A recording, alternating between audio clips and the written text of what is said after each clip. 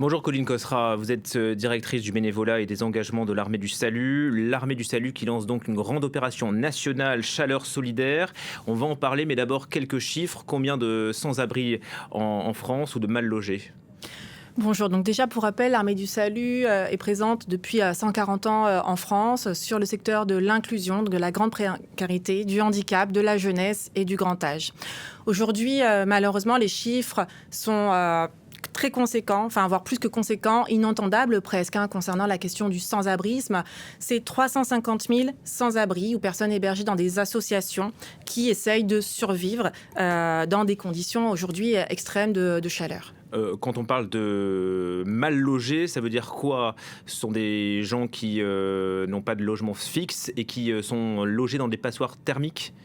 Alors oui, on a effectivement, parmi ces 350 000 personnes qui sont référencées par la Fondation pour le logement des défavorisés, nous avons des personnes qui sont clairement à la rue, donc qui dorment à même le sol dans les rues des différentes villes de France et aussi dans les coins un peu plus reculés en ruralité. Nous avons également des personnes qui vivent dans des centres d'hébergement d'urgence, donc accompagnées par des associations et donc dans des conditions extrêmement difficiles. Et nous avons aussi 100 000 personnes, donc parmi ces 350 000, qui vivent dans des squats, des bidonvilles, des campements. Et des enfants, bien sûr, qui vivent dans ces conditions très précaires ? Oui, alors le dernier rapport de l'UNICEF nous indique que plus de 2000 enfants aujourd'hui dorment à la rue, sont effectivement dans ces conditions extrêmement précaires. Voilà pour le constat. La rue qui tue chaque année et donc les risques augmentent aussi avec la chaleur. On vient de le voir avec le sujet. Est-ce que là aussi on a une idée d'un bilan potentiel ?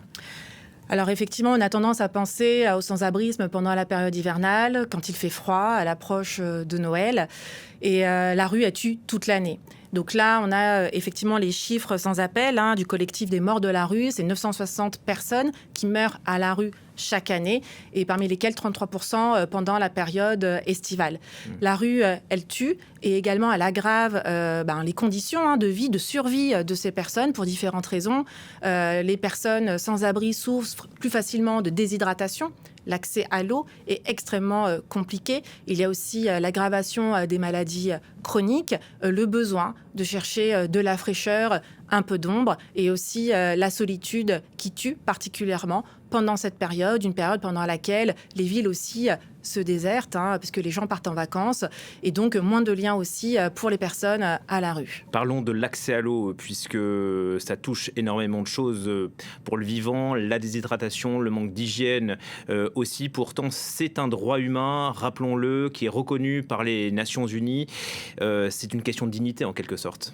C'est une question de dignité, effectivement, pouvoir prendre une douche, pouvoir se laver, pouvoir boire de l'eau tout simplement, pouvoir aussi avoir de l'eau pour faire la cuisine. Eh bien, en France, aujourd'hui, il est extrêmement compliqué pour ces personnes sans abri de pouvoir accéder à l'eau. Et donc, c'est aussi pour ces raisons que toutes nos équipes à l'Armée du Salut sont pleinement mobilisées au travers, par exemple, d'accueil de jour. Je pense à Belfort qui a étendu ses horaires par rapport au pic de chaleur, au pic de canicule. Et j'ai en tête le témoignage d'un jeune de 19 ans qui, pas plus tard qu'hier, témoignait sur le fait qu'il venait exprès à l'accueil de jour pour pouvoir prendre une douche et que cette douche était essentielle pour lui. L'autre conséquence aussi de cette canicule, c'est la fermeture des écoles. Vous me disiez hors antenne qu'il y a des enfants finalement qui ne peuvent pas rester dans les classes à cause de la chaleur, parce que plusieurs mairies, des milliers de mairies ont décidé de fermer les classes à cause de la canicule. Et donc ils se retrouvent en quelque sorte désœuvrés dans les centres d'hébergement. Là aussi c'est un problème. Et là aussi vous appelez à la mobilisation ? Complètement. Aujourd'hui à l'Armée du Salut, nous avons 4000 enfants que nous mettons à l'abri, que nous hébergeons dans notre secteur de l'inclusion.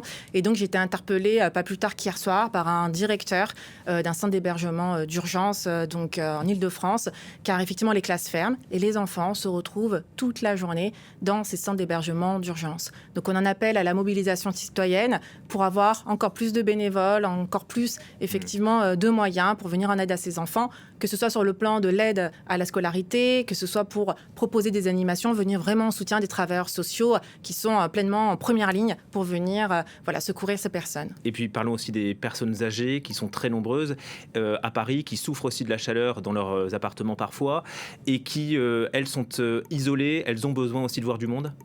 Oui, le constat, il est implacable. Il n'y a pas une semaine où je ne suis interpellée par les acteurs de terrain sur la question des personnes âgées. On observe de plus en plus de personnes âgées dans nos dispositifs qui viennent à la fois pour trouver un lien, une écoute, une parole, au-delà même de pouvoir se nourrir, dans le cadre de nos distributions de soupe de nuit ou même de distribution de petits déjeuners le matin. Et des personnes âgées aussi qui survivent dans des conditions extrêmement difficiles dans leurs petits appartements, qui souffrent de chaleur, de solitude, et que nous accompagnons de plus en plus sur le champ de la grande précarité. Alors vous accompagnez bien sûr avec des hébergements, mais face à ces conditions extrêmes, il faut agir vite et vous proposez donc des kits dans le cadre de cette campagne nationale Chaleur solidaire, des kits de bien de nécessité, c'est ça, que vous distribuez aux plus démunis ? Oui, donc nous sommes partis effectivement du constat qu'on avait besoin aussi d'agir de façon très concrète pour venir en aide auprès des personnes sans abri. Et donc nous collectons des kits chaleur composés de gel douche, de déodorants, de brumisateurs, d'un éventail. Nous avons plus d'une 50aine de sites collecteurs partout en France qui sont donc indiqués sur notre site internet. Et l'idée, c'est que n'importe qui peut venir nous aider en nous apportant un élément ou plusieurs éléments de ces kits. On peut participer aussi à des maraudes, c'est ça ? Complètement. On est toujours sur le front avec l'Armée du Salut sur la question de la rue, et nous avons des équipes un peu partout qui agissent au travers de maraudes. Et au regard de ces vagues de chaleur qui sont pas nouvelles mais qui vont s'intensifier dans les années à venir, nous montons cette nouvelle opération de brigade pédestre avec un premier test donc après-demain matin dans les rues de Paris. Vendredi avec des bénévoles, c'est Vendredi avec des bénévoles qui vont se déployer aussi un peu partout en France pour venir en aide concrètement aux personnes, créer du lien et leur apporter les kits chaleur. Voilà, vous pouvez devenir bénévole pour participer à ces maraudes, donner aussi pour ces kits et participer donc pour refuser l'indifférence. Merci beaucoup. Colline Cosra, directrice du bénévolat et des engagements de l'Armée du Salut, pour nous avoir parlé de cette grande opération nationale Chaleur solidaire sur France 24.